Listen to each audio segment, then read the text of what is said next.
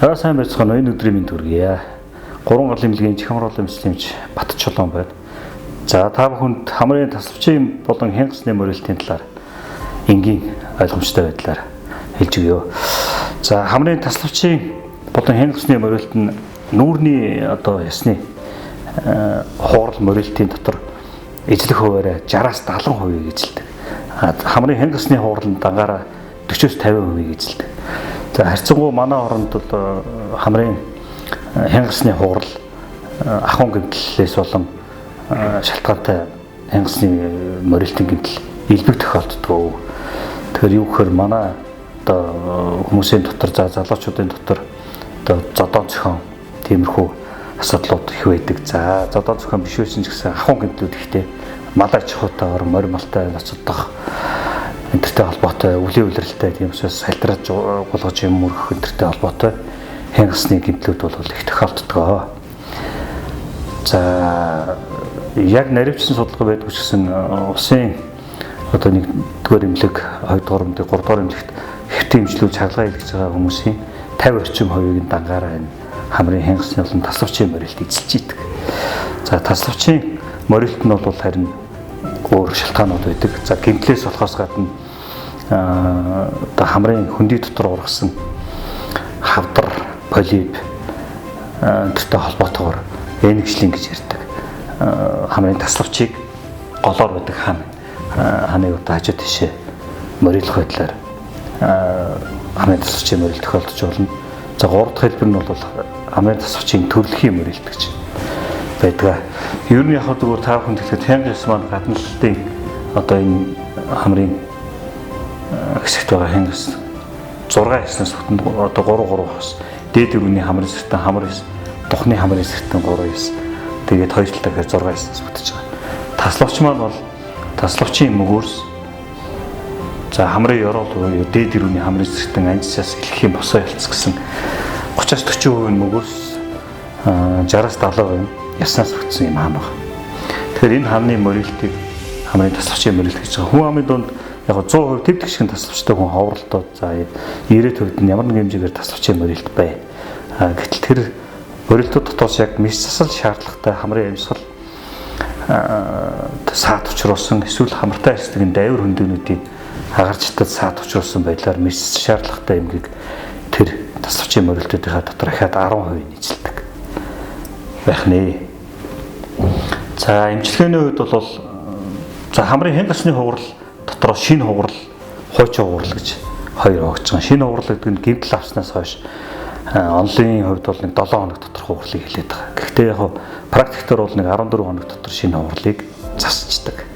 За шинэ хууралчин дотроо бас мөрөлттэй, мөрийгаагүй гэж хоёр юм. Өөрөөр хэлбэл хугарсан ч гэсэн рентген ажиллагаагаар хугарсан батлагдж байгаа ч гэсэн тухайн яс маань мөрийж хазаалт өгөөгүй далигаагүй байна гэсэн. Мөрийсэн шинэ ясны хууралыг бол шин дээр 7-аас 14 хоног дотор амбулаторийн мис ажиллавраар засах боломжтой байдаг. Тэр нь харьцангуй үн өртгийн хувьд ч гэсэн гайгүй байдаг. 100-аас 150 мянган төгрөгөөр жишээлбэл засагддаг 3 гал эмнэлэг дээр. За хамрын хуучин ясны хуурал мисцлаар ерөнхий онцлогтой голчлон мисцлаар засагдана. Бүтэн наркотиктэй гэсэн. Тэгэхээр мислийн аргаар тэр тухайн яснуудыг хугарсан яснуудыг ахиж хугалж засах аргыг астотоми буюу хамрын хянгасны мөрөлт засах арга гэдэг. За хамрын тасалбчийн гадна л хянгасны мөрөлт байхгүй ч гэсэн дангаараа тасалбчийн мөрөлтүүд байдаг.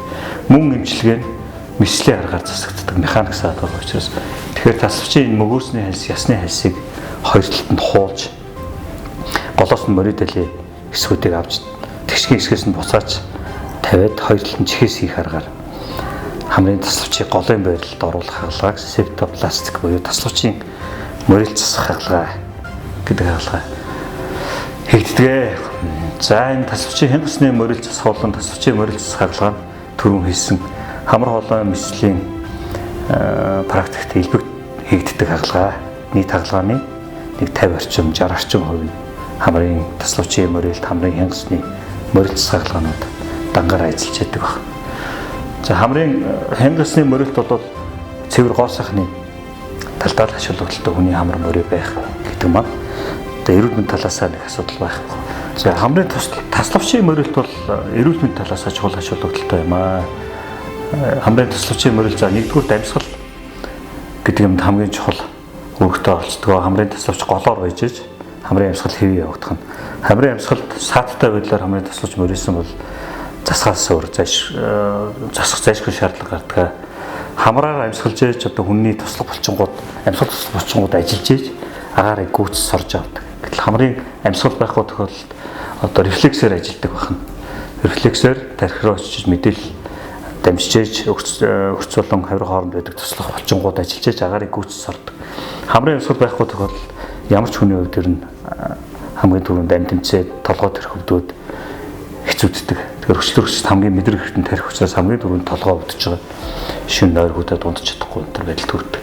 Тэгэхээр хамрын амьсгалыг сэргийг талаасаа тэрх. Нөгөө талаар хамрын амьсгал саадгүй чиглээ гэсэн хамартай ярьдаг энэ хоёр талын манайхны ярьдгаар гамрын хөндөй гэж ярьдаг. За антурмын хөндөй, духны, элхгийн суурин гэдэг хамартай ярьдаг дайвар хөндөөнүүдийн агарчлтыг бодгосон байвал хамрын дайвар хөндөй агарчлт муудснаас үүдэлтэй хамрын дайвар хөндөй өрсөлөө юм манайхны ярьдгаар гамрит гэж ярьдаг.